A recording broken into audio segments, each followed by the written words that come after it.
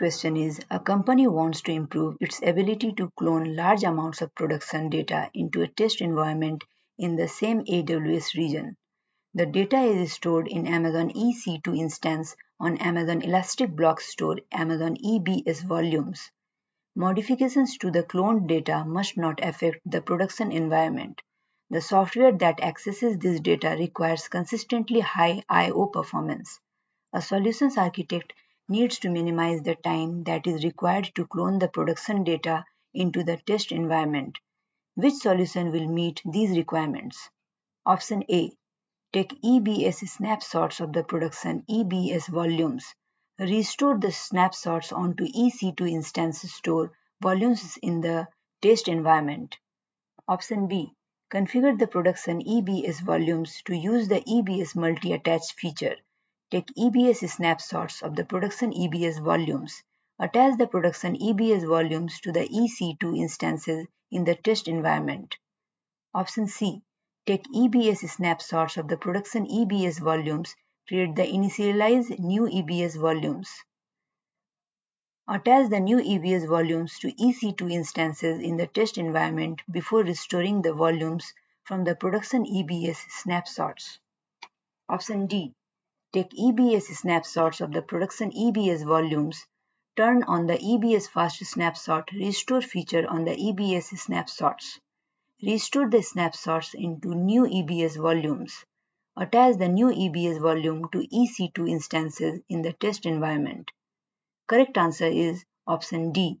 Take EBS snapshots of the production EBS volumes.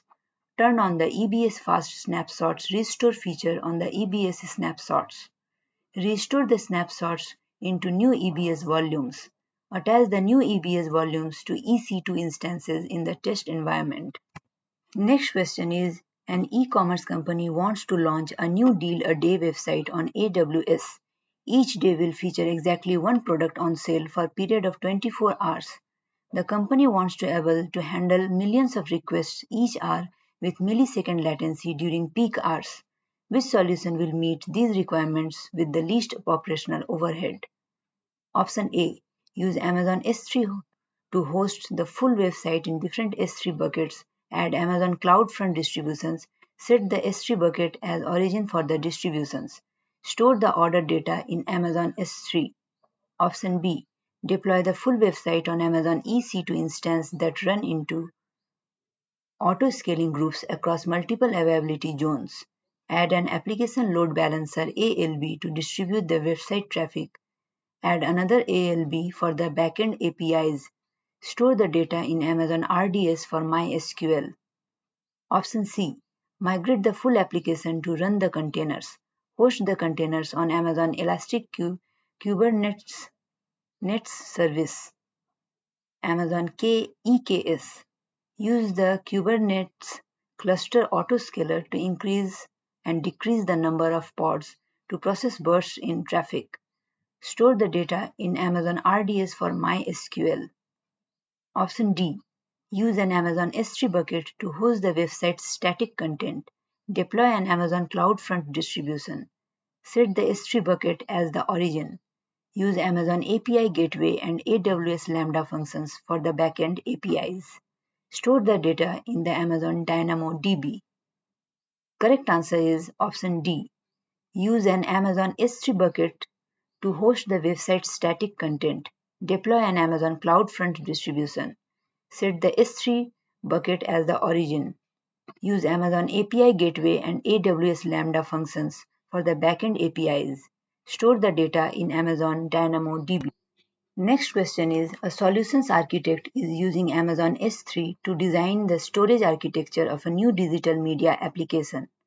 The media files must be resilient to the loss of an availability zone.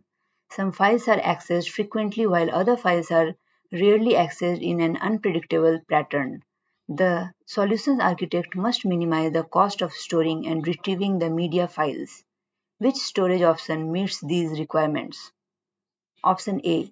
S3 Standard. Option B. S3 Intelligent Tiering. Option C. S3 Standard Infrequent Access. S3 Standard IA. Option D. S3 one zone infrequent access, S3 one zone IA. Correct answer is option B. S3 intelligent tiering. Next question is, a company is storing backup files by using Amazon S3 standard storage. The files are accessed frequently for 1 month. However, the files are not accessed after 1 month.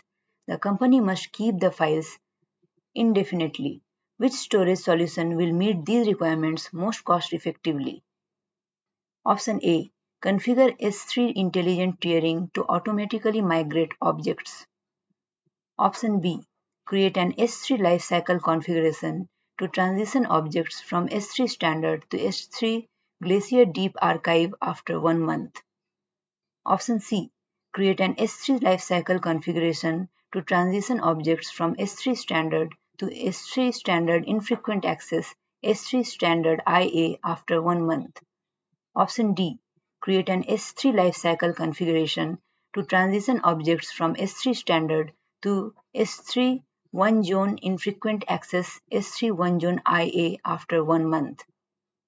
Correct answer is option B. Create an S3 lifecycle configuration to transition objects from S3 standard to S3 Glacier Deep Archive after 1 month. Next question is, a company observes an increase in Amazon EC2 costs in its most recent bill. The billing team notices unwanted vertical scaling of instance types for a couple of EC2 instances. A solutions architect needs to create a graph comparing the last 2 months of EC2 costs and perform an in-depth analysis to identify the root cause of the vertical scaling. How should the solutions architect generate the information with the least operational overhead? Option A. Use AWS budgets to create a budget report and compare EC2 costs based on instance types. Option B. Use Cost Explorer's granular filtering feature to perform an in-depth analysis of EC2 costs based on instance types. Option C. Use graphs from the AWS billing and cost management dashboard to compare EC2 costs based on instance types for the last 2 months. Option D. Use an AWS cost and use reports to create the report and send it to an Amazon S3 bucket. Use Amazon QuickSight with Amazon S3 as a source to generate an interactive graph based on instance types. Correct answer is option B. Use Cost Explorer's granular filtering feature to perform an in-depth analysis of EC2 costs based on instance type.